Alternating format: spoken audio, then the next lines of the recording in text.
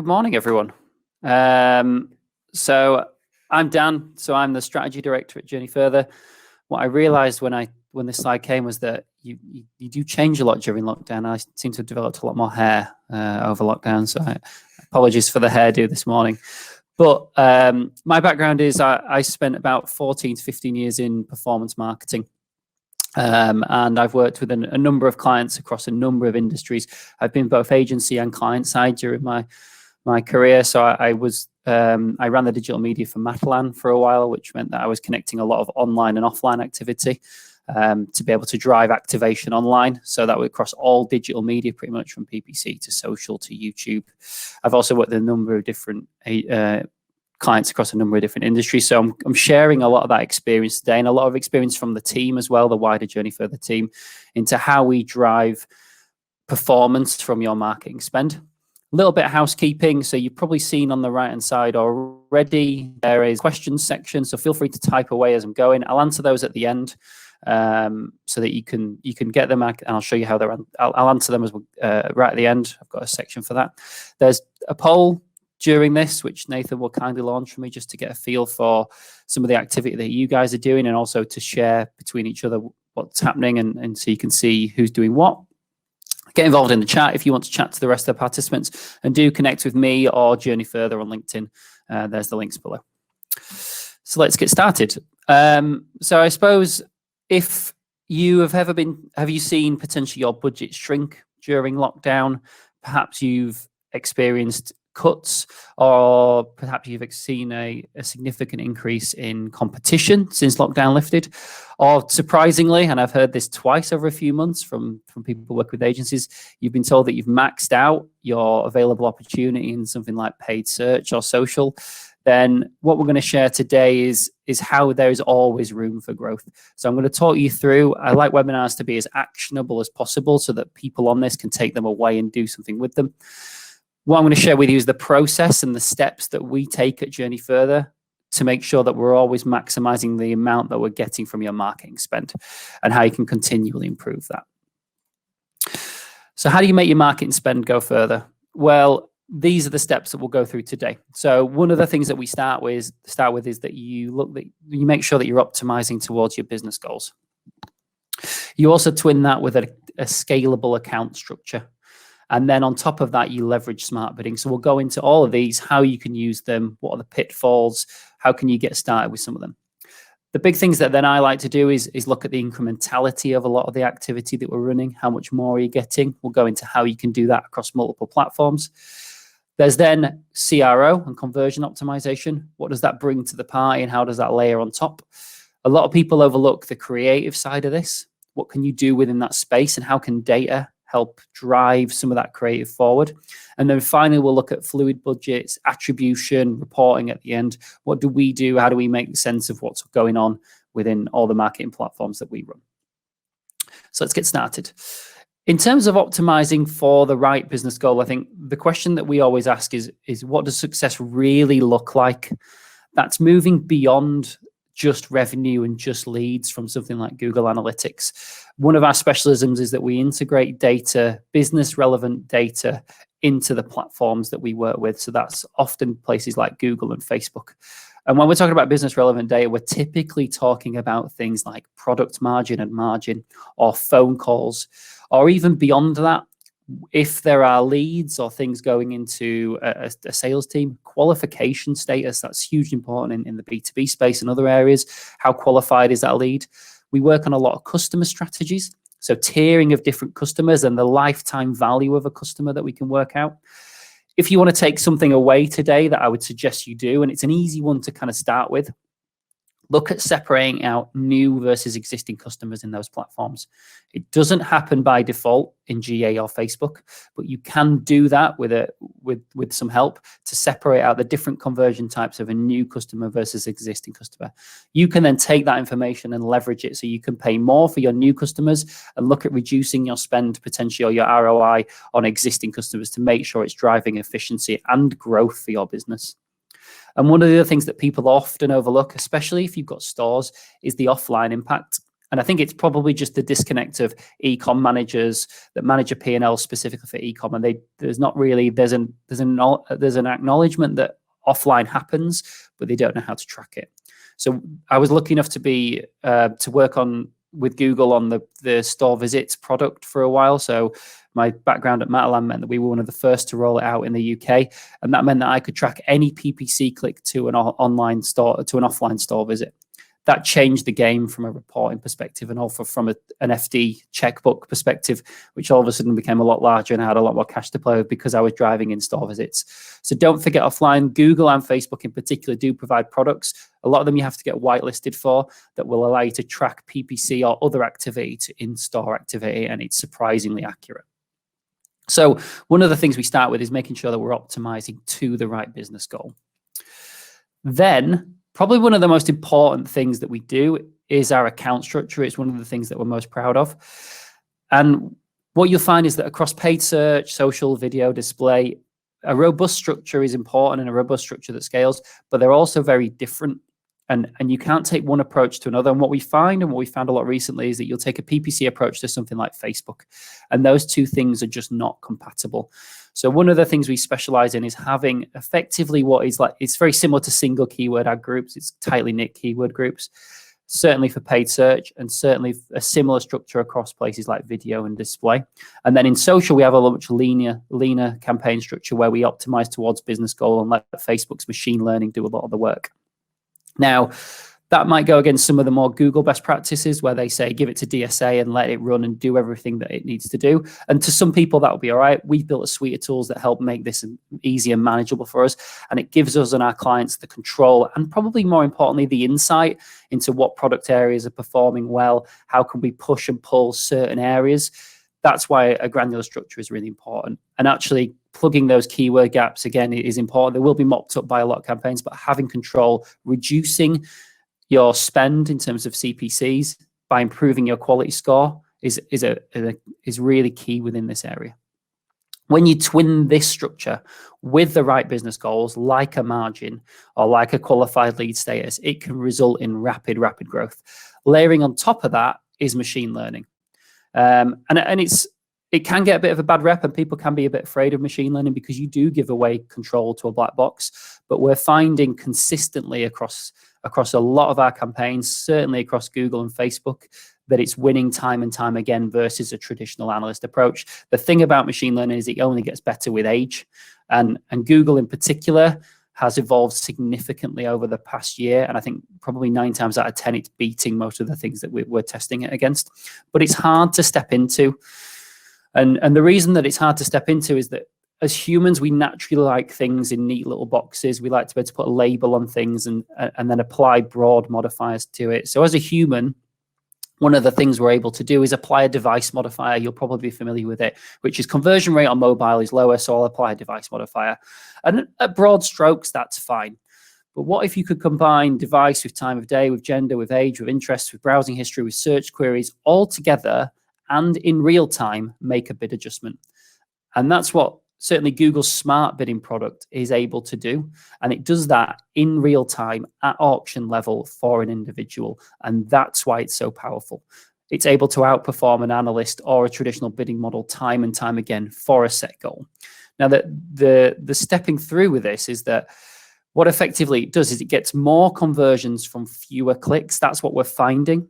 And that's hard for a lot of people to get their head around because they don't want fewer clicks and they don't want a lower click-through rate. But because Google and Facebook are able to make decisions about who to go after and importantly when, they're able to just reduce the amount of clicks or traffic needed to meet the business goal that's required. Whereas humans, we want this nice level playing field where we're bidding the same effectively for everyone. A lot of people find it really hard to get into smart bidding. And it is hard. Like you giving it over to a black box, you don't get that much information back. So my advice to you is, if you want to get started with it, a simple way is actually to talk to us. We're very experienced in this. That won't ever be everyone's cup of tea. You want to go and learn for yourself. So how do you do that? What I would suggest is start with a campaign that you're struggling to meet the goal of. So if it's dipping in and out of achieving its goal, that's a really good one, especially if it's got quite a decent amount of data. That's a really good one to pick out because it's one that you'll clearly see an improvement in.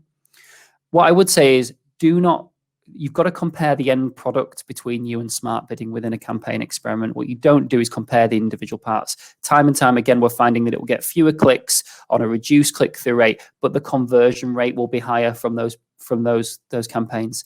So just because it's doing that doesn't mean it's not meeting the goal. You have to be accepting of the lower click-through rate or the lower amount of traffic that it's putting through. Another one within the smart solution sphere, specifically within Google, that often gets overlooked, and it's for the same reasons as above, is RSAs or responsive search ads. Those are where you basically throw out 15 or so headlines and Google will mix and match them to provide a relevant response to each individual user. Again, analysts lose a bit of control, so they get a bit concerned. What happens here is exactly the same issue, which is it's going after improved conversion rate, not an improved click-through rate. And what we found when we first started to test this was the click-through rate was significantly lower compared to a traditional text ads. So often we would find people turning it off. What you'll find, alongside the fact that RSAs have exclusive inventory, so there are only certain times that can show, and therefore you would miss out on that auction altogether, is that the conversion rate from RSA is typically higher. And also Google will probably move towards phasing out standard text ads anyway, so you better get experience with those and start to learn how they work. We talked a lot about Google's smart bidding product because primarily that was a lot of the challenges that we got through. But Facebook alongside this needs a lot of time to breathe. What we're finding is that people are constantly putting Facebook back into learning mode by changing bids too rapidly. What you have to do with Facebook is really shrink the campaigns down to be very, very lean and have one campaign for one goal and then use your ad sets in a different way. What you have to do is let the machines do their job on Facebook. There's a lot of data that you cannot optimize to. It's very broad interest categories that you get from Facebook.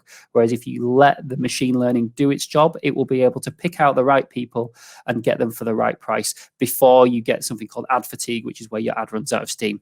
What I would say with Facebook is concentrate on creative, which I'll come on to later as to how we do that. One of my favorite things to do is efficiency and effectiveness modeling.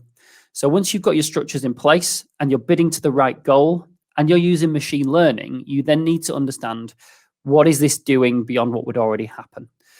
Incrementality for me is a powerful but underused weapon. I don't see it as often as I would like, yet Google and Facebook all provide products that allow you to measure performance of a person that has and hasn't seen one of your ads. What this allows you to do is really measure how effective your spend actually is. And I've shown you some example on the right-hand side of a test that we got from, it was from a pitch recently where we looked at retargeting activity. So this retargeting activity, you've got two bar charts. You've got your control group. This is the activity of people that have never seen an ad on Facebook for this particular brand. And then the bar chart on the right is the test group. So these are people that were exposed. What you see is for all the ads that were served, there were still nearly 2,000 people on the left-hand side that still converted, regardless of being shown an ad. And the test group showed 2,200, which was an uplift of 260, which you can see at the bottom. So for all that retargeting line item, it would have shown massive, it would have shown upwards of 4,000 conversions, yet in reality, it drove 260 that you weren't going to get before. So this allowed us to measure how effective that spend is and then reallocate that into something like prospecting, where on the face of it, the ROI is significantly lower. But actually, when you dug into it, the incrementality, the new business you were getting was significantly outperforming this retargeting piece. So don't overlook these tools. They are available in Facebook and Google. If you want to know a bit more about it, just put it in the questions. I have got a few slides on how it works because a lot of people get confused. It's quite simple. Something like Facebook will take 10% of the audience you want to reach and then shield them off from your advert. So they will never see an ad. So you've got your test group that sees an ad. You've got your control group that doesn't see an ad.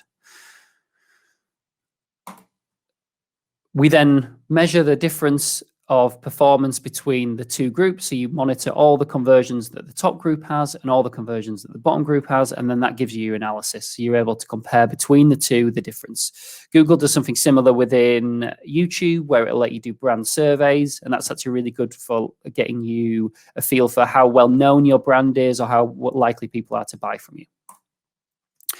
On top of that, you get marketing curves as well. So incrementality is the difference between the two. But a lot of the challenges that we're seeing is when you put extra money in, what do you get back from it? And it's actually a very difficult question to answer. If you think about the state of marketing, especially with things like live auctions where there's ever-changing volume and ever-changing competition, and you throw something like smart bidding into the mix and it's ever-changing bids, you're never quite sure what that extra pound in is getting you.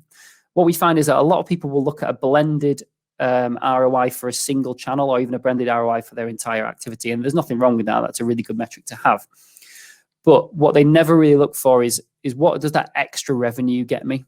And you can see the chart at the bottom is a return curve for a non-brand campaign. And we analyzed this recently, which shows you that right at the start, all that initial 10K does really well in terms of getting a good return. Even the final 10K is 4 to 1. So that pounding gets you £4 back. But beyond that 10K point, you can start to see the line basically flatlines, which means every additional pound that you're putting in, you may be getting £2 back or £3 back. Or beyond that 20K, even less and less and less.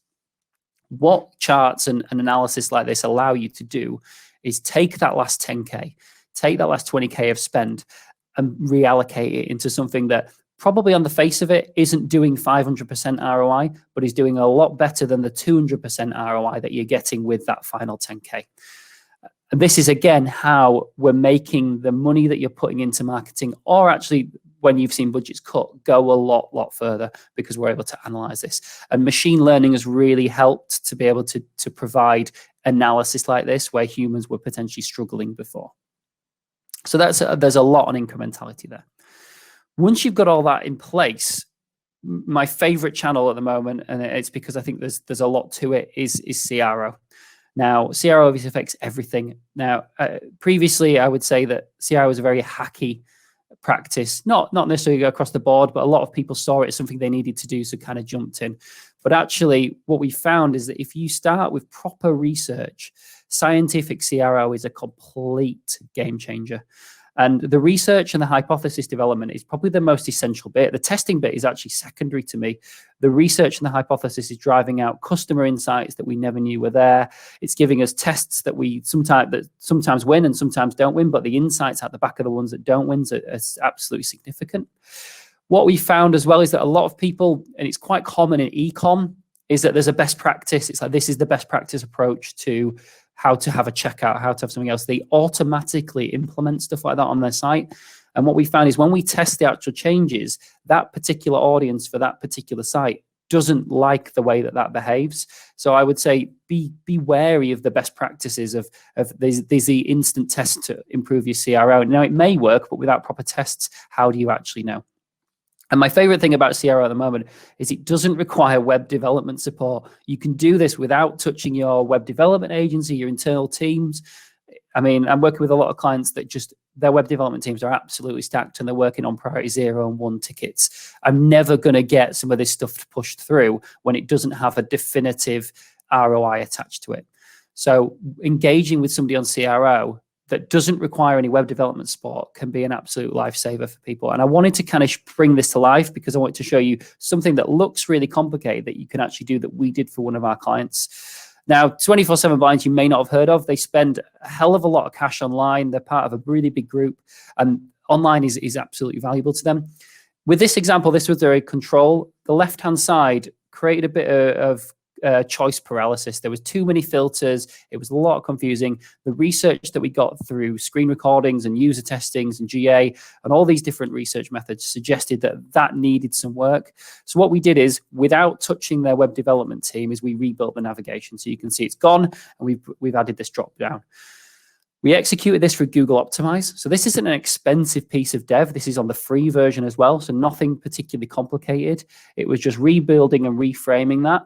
That control in itself, that test, developed a 15.6% uplift in conversion rate across the entire site, which added about 3 million quid to their bottom line.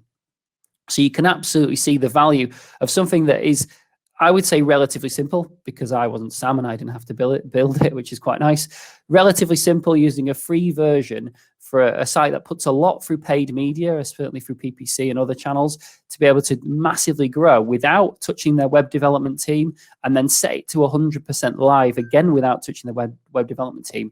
Instantly, you're seeing the fact that can have massive value. And I could spend 30 minutes, to be fair, going through a lot of these examples and showing you more and more of these. I just wanted to pull one out because I quite like that as a good example of something that was complicated. In terms of creative is often overlooked as a way, certainly within performance media, I would say, not obviously above the line, but within performance media, it's often secondary to the kind of bidding and audience side of it. And one of the things we've had to develop is, what I would say to you is, leverage the genius of creative. There are some genius minds in there, but try and use data to power it. So creative, the performance of a campaign, typically, depending on the studies, is between 80 and 86%. That's the performance of a campaign. And that's true online. That isn't just true of TV, certainly of something like YouTube performance or display performance, and especially in social. The creative is really what drives it. Your bidding will do something, but it's much lower than the actual refreshing the creative. But what we find is, when we work with clients, is that it's pushed to a creative team and there's no real data and insight. It's often about egos and what feels right. There are a lot of tools, and I'd encourage you to go and check these out. If you are running display, for example, your programmatic placement reports, which you can download, is a record of everywhere where your ad is served. If you filter that by your remarketing list, that's an inventory of every website that your ad is served on, that your customers have been on. All of a sudden, you have yourself a PR list, for example, but you also have yourself a load of data of what people are interested in. We've had to develop a tool.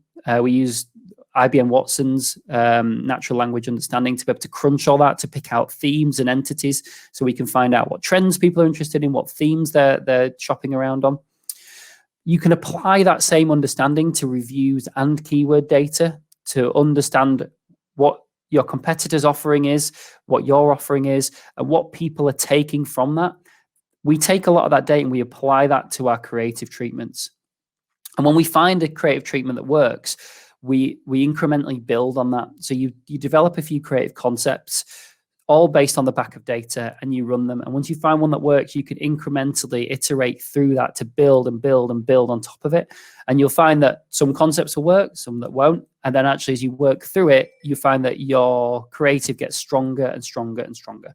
This is a way that you can efficiently combat ad fatigue, which anyone that runs Facebook or strong YouTube campaigns will see quickly, as their costs suddenly rise when everyone's got bored of your advert. So it's a really good way to drive it using data, and you have to use the account structure that we mentioned right at the top to be able to pull the insights out. And then finally, I'm doing good for time. Finally, how do you stitch it all together? So I think one of the things that we've seen is that, I would say, siloed budgets, it's obvious to say, but siloed budgets are a thing of the past. The way that we do this is we create a trading dashboard that includes data from multiple sources.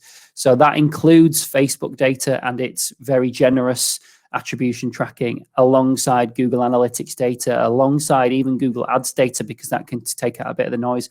There is no one dashboard that is going to tell you the exact attribution model and exact journey that somebody's taken and exactly what to do. You have to accept there are tracking black spots. GDPR and Facebook and Google have all shrunk the amount of data that's being shared. Therefore, it's difficult, not impossible, but it's difficult to track users across devices, across platforms. And Facebook and Google in particular, if you use those two platforms, don't want to share impression data, particularly between each other. And even if they could, you've got Apple that are clamping down on being able to track device IDs. So it's getting harder and harder. That doesn't mean that you can't do things with it. My advice to people here is to hypothesize and test. Get all the data in one place. Start to have a look at attribution models. Look at first click. Look at last click. Look at data driven. Analyze the different aspects of how users are moving down a journey and the channels and the campaigns that are playing into that. Then build a test out the back of it. So one of the things is, certainly in travel at the moment, do we push more? Do we spend a lot more on first click keywords, for example? You can test that, let it run for a month, see what happens. And you don't need to spend huge amounts of money because you're already in there. You could start to monitor and see how these keywords in particular move way down. One of the things that I'd also advise, if you're struggling for data, which is more common than you think, so if you don't have a lot of conversion data or you work in B2B, you can use something called scorecarding, which is what we've used before, which takes elements of a website's interaction. So you look at the journeys that typically convert. And if you think about a typical e-commerce platform, it's a really easy one to do. To buy a product, you have to view a product, you have to add it to basket, and then you have to convert. Instead of looking at the conversions, and this is true for something like Facebook, you can start to move up the chain and you can start to say, okay, I want to target add to baskets. If your product data, or if your data is particularly low, you can combine all these different elements, such as somebody viewing a video, somebody viewing a product image, somebody scrolling down the page, and we create a scorecarding model. So each one of those is like a point system. For every image you get, every image viewed, you get a couple points. For every add to basket, you get 5 points. We add these all together to create an aggregate score, which allows you to make more optimization decisions. This is true across B2B and then data and places that are trying to grow rapidly that need to understand intent signals before purchases happen. Certainly places like luxury as well. So that's how you can stitch everything together. The attribution side of it, I'm a big fan of data-driven when you can get to it. As you add more and more platforms in, you need to bring in things like econometrics modeling, potentially, especially if you're doing above the line. But the more places you can centralize this data so you can get a really good view of all the different platforms. What is Facebook telling me? What is Google telling me? I can then start to analyze the different channels. You're then giving yourself the fighting chance of bringing a hypothesis and a test to the table and running that through. So in summary, how do you make your marketing spend go further? So my advice to you is make sure you're optimizing towards the right business goal. Then focus on getting the structures in place, mainly to be able to scale and control that spending and pull out the insights. That's an often overlooked element, but it is hugely important. Smart bidding, if you're struggling with that, talk to us, but also do explore that because it will help you get more, potentially for less, but also more for even you want to get even more from it. Then start to look at incrementality. You can't really make budget decisions if you don't know what that extra budget is going to do. That's both on a channel uplift perspective and then also an incremental spend perspective. Engage in CRO. If you aren't doing it, I would completely strongly advise that you start to engage. If you are doing it, I would look to reevaluate. Are you using all the best testing methods that you can use? Is it research based? Are you getting a load of insight out of every test? If you're not, it's probably not the most robust. There's a lot more you can do within that will drive a lot better results.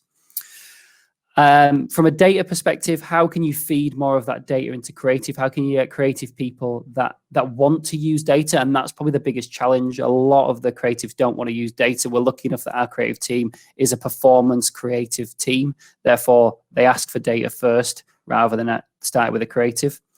And then build yourself a trading dashboard. Something like Google Data Studio is great if you need a free version. We use a number of tools. Something like Funnel is a good example, funnel.io, where we centralize all our data, make it really easy to do, and then output it to a dashboard so we can combine different data sources.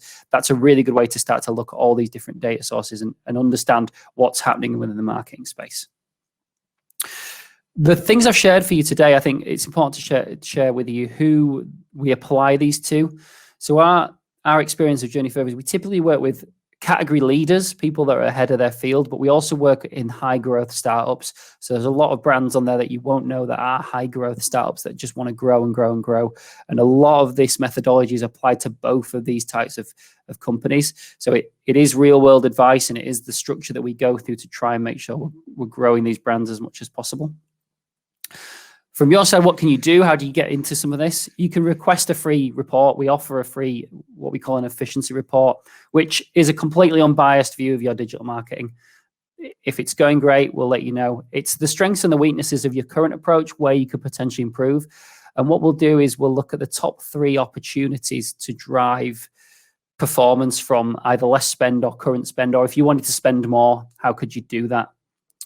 So Nathan's just popped up a link to the type form. The link's in the bottom left as well. And if you are able, you can pop up your camera on your phone and just scan the QR code. It does it pretty much automatically, and it'll pop up the link and you can click through. So leave that there for a second while people can do that.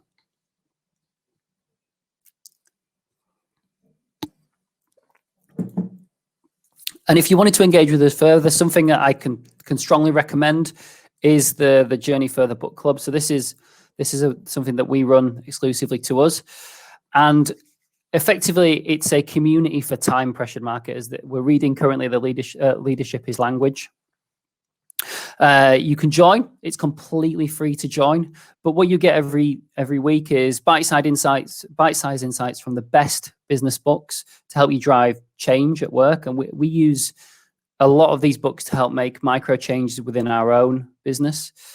There's virtual meetups and discussions with authors. There's about 1,200 members, if I'm correct, at the moment, from loads of different brands across the country. It's completely free to join, and I mean, I'm a really big fan of it because it helps me evolve. But I also like the bite-sized stuff that is put together to be able to, if I haven't had time to be able to read this one, to be able to get the kind of tidbits versions. So I'll move over to the questions.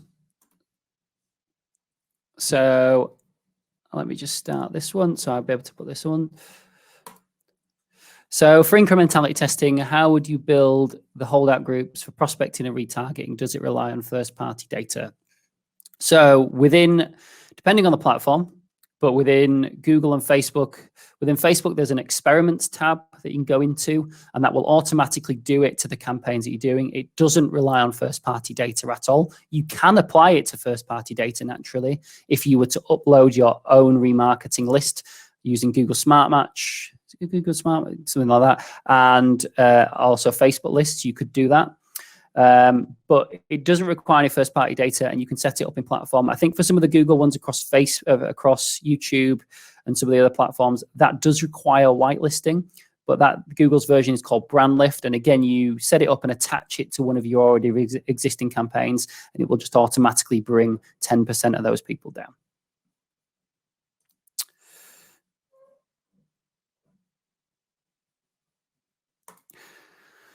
Another question, how long would you allow Facebook to breathe before making changes?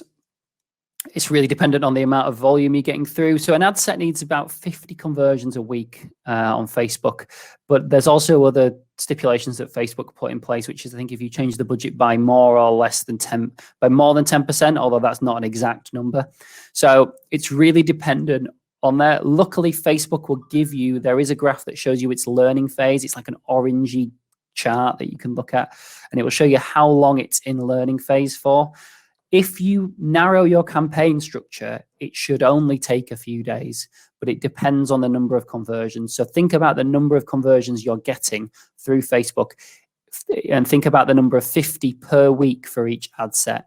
If you're trying to break it down to completely granular level, it's never going to learn. So consolidate those back up to have a narrower ad set that then is easy to learn, and you will find that performance does better.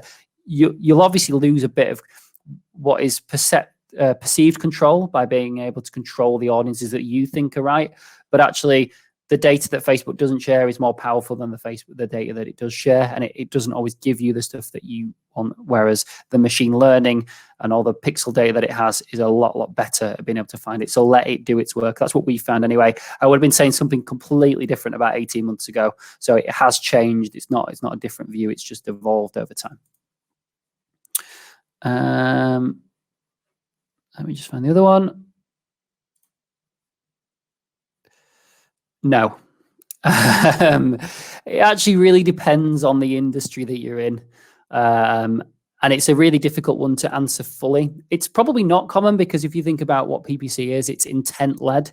So somebody's searching for what you do. But if you do something that nobody's searching for, or they don't know that they need, then Facebook is a really good way to be able to do that. What I would say as well is we often find that when a PPC account is poorly optimized or not in a good structure or on the wrong keywords or has poor ad relevancy, then you're finding that actually it's not targeting the right keywords in the right place at the right price.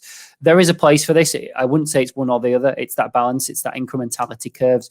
PPC will have a limit where it's not working for you, as will Facebook.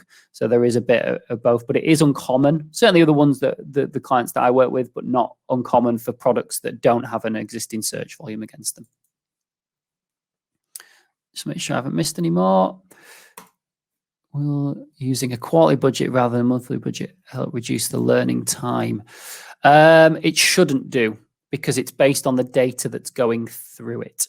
So we prefer a daily budget option if you're interested, because that gives us a lot more control. I'm not a big fan of lifetime budgets, but I understand that they play a role and where they are. I think it's easier. It's probably more, it's a safer thing to do if you don't have the time, but it doesn't reduce it. It's to do with the data flowing through the system. So again, work on that 50 conversions per week per ad set model. If you work to that, then you're generally in a good space. And then you can start to look at how you can get more and more out of it.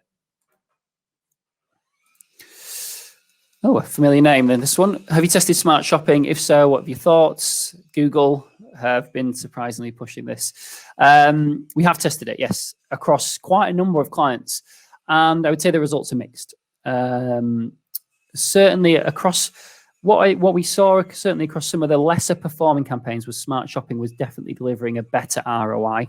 That's one test that happened recently, and we are testing it across more and more. It will, I think, probably get better and probably overtake the traditional shopping campaigns. Not for everyone, because of that lack of control. And obviously you lose some of the tracking methodology of knowing that it wasn't exactly a click from this area. But it's a mixed bag at this moment in time, but knowing how these Google products typically go, a bit like RSAs and a bit like smart bidding, it will get better over time. And to be honest, I think what we'll find is that actually you're still comparing, again, apples for apples. So if we start to compare the end product, on some occasions it is winning at getting a better ROI. And I think, is that everything for questions? It is. So we've finished about 5 minutes early. Nathan has just posted the efficiency report in the chat. So if you want to request that, jump on to the type form and just put yourself down. Thanks everyone for attending. Hopefully that was useful. And if you do want to connect with me on LinkedIn, or if you need any more information, we will send around the PDF afterwards. So you can get more information from it. But if you do want to know anything else or anything wasn't clear, I have a habit of talking pretty fast, then you can just get in contact with us via either Typeform or the Journey Further website. And don't forget about the book club, which again, Nathan's just put in the chat. So it's free to join, 1,200 members, and it's a really good way to get bite-sized marketing information. So thank you, everyone.